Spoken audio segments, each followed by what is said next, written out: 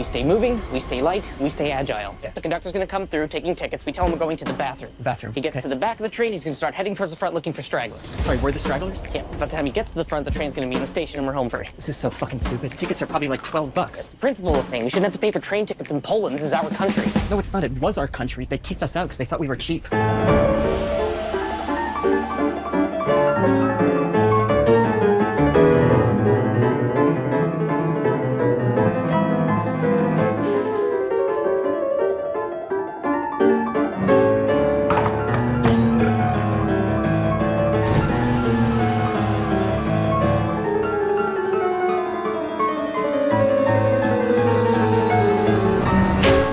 What the flying fuck, man? I'm so Why sorry. would you do that? Fuck, you're like red. Yeah, because you fucking slapped me in the face.